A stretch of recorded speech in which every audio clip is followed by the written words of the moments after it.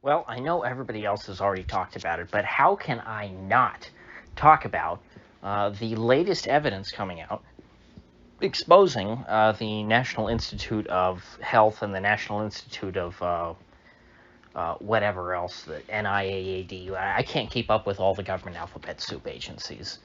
I've memorized enough of them. I don't have much patience for memorizing more. I think that whatever it was, it's what Fauci was in charge of. That's the important point here. He's the public figure who really should be uh, given credit or blame for everything that's going on. As I've said before, and as I will say many more times as more evidence comes out, it is clear now that Fauci lied and millions died. So, in case you've been living under a rock for the past few hours and you have not already heard what the Intercept is reporting, it's pretty definitive. EcoHealth Alliance was given a grant by Fauci that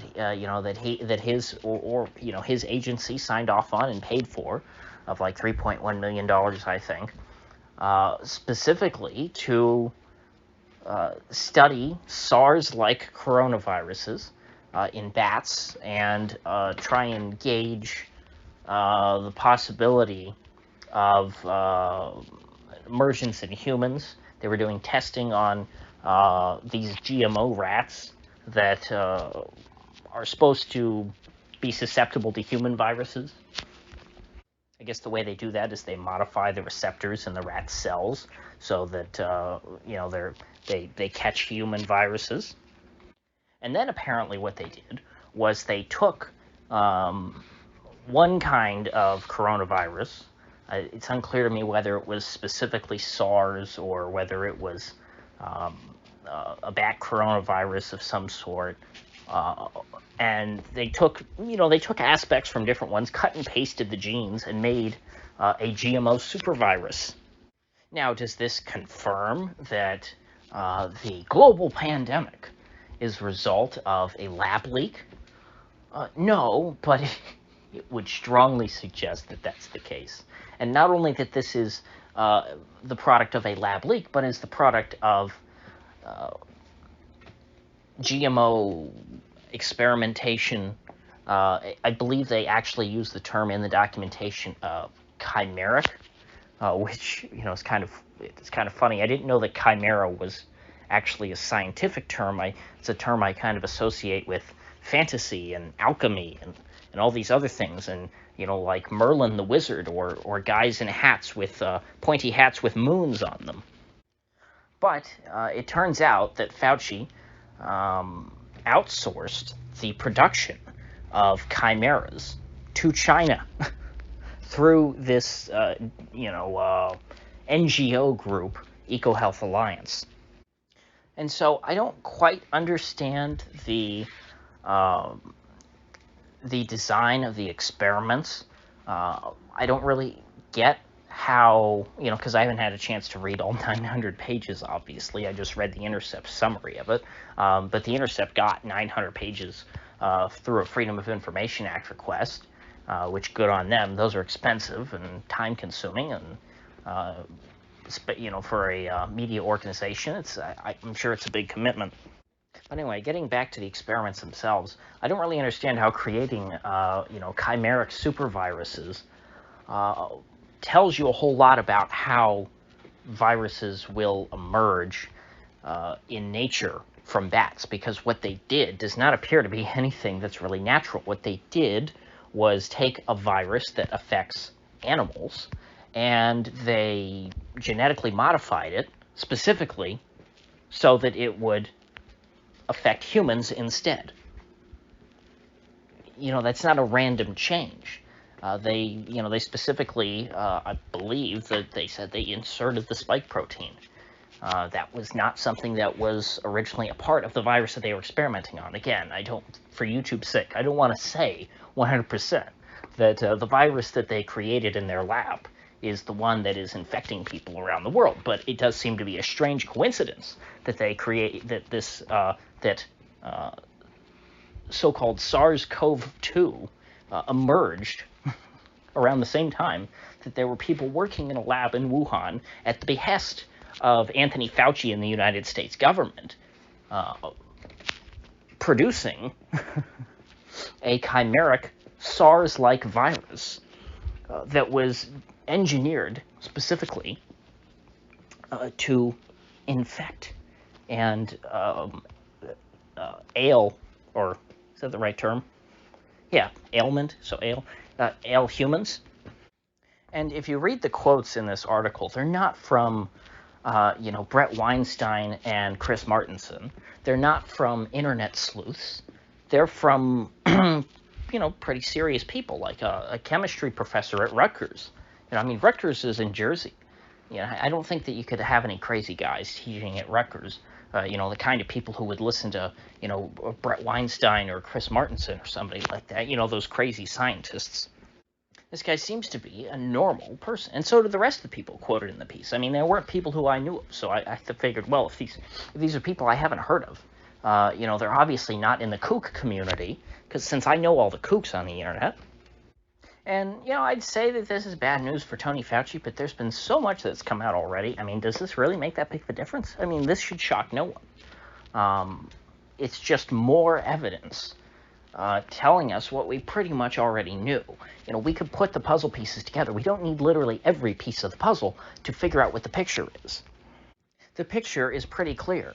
While President Obama was in office, Congress thought that gain-of-function research was something that was pretty dangerous, and it was going on in North Carolina, and so they wanted to put a stop to it. Anthony Fauci testified before Congress talking about how important gain-of-function research was and why Congress shouldn't outlaw it. Congress outlawed it anyway, and it seems as though Fauci, since he considered gain-of-function research to be so important for science, you have to trust the science, he decided to start cutting checks to folks like his buddy Peter Daszak, to do God's research. You see, we got to get these things done. We got to keep people healthy by making them sick. And so if old Tony couldn't do these experiments himself in the research triangle that the Republicans in North Carolina are so proud of creating, the research triangle that nearly has turned North Carolina into a blue state, allowed Barack Obama to win it once, and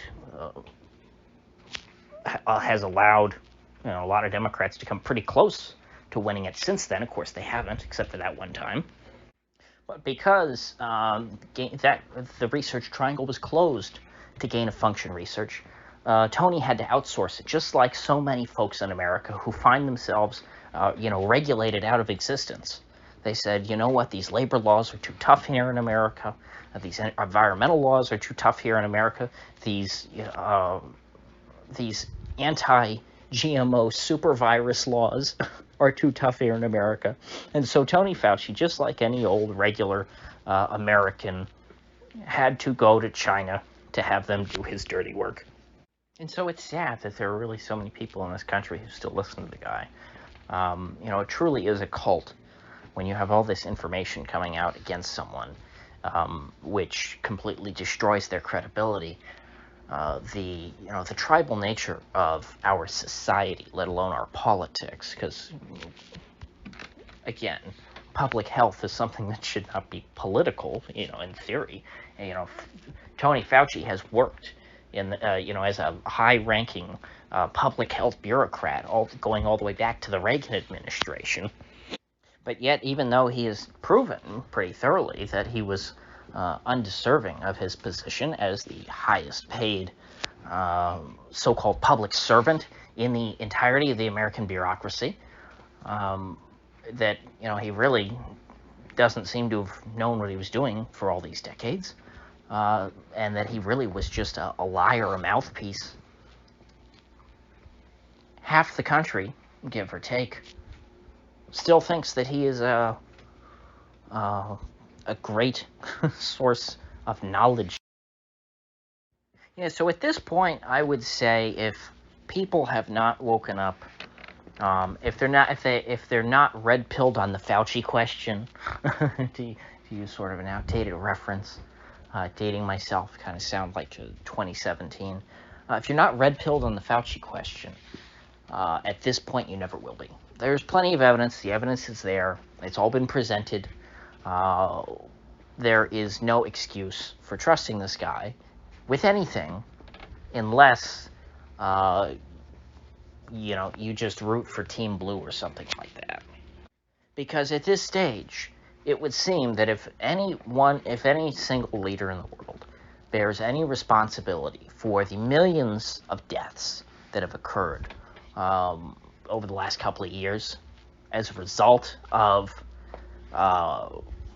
the virus that is, the subject of the pandemic, it would seem to be most likely that Tony Fauci is the one who bears responsibility as far as public figures are concerned, because the most likely source of that virus at this stage is the result of the direct action of Anthony Fauci. I would say at least a preponderance of evidence points to I'm trying to be very careful with my words here. I don't want to say points to the fact. Points to the possibility, the very strong possibility, that Tony Fauci funded research which produced this exact virus. He definitely produced a virus that was very similar, that was created by man, that did not emerge naturally in nature, that would have not emerged in nature, because it was produced by man. Just like how BT corn is not natural. It's a GMO. It's a genetically modified organism. The Chimeric virus that was created by EcoHealth Alliance in Wuhan with U.S. taxpayer money that was doled out by Tony Fauci, that GMO virus would have never come into existence. And so if that is in fact the virus that is going around and infecting people, this whole pandemic is man-made. And again, I'm saying if. These are all ifs. There's whole caveats. I'm not making any statements of facts. I'm just saying if this, then that. Okay? I've only ever had one video removed from YouTube, and I think that's probably because I have, I have zero influence. I have very few people who ever watch this, so, maybe the algorithm doesn't have much incentive to try and scrutinize my stuff. But still, I like to be as careful as I can while still making my point clear. So, at the very least, I will say it again. Fauci lied, point number one. Millions died, point number two. It's unclear if there is a direct causation between those two things, between what Fauci lied about and the millions of deaths, but there's a strong correlation that indicating that the two statements of fact are related. So, with that said, I will see you folks back here tomorrow.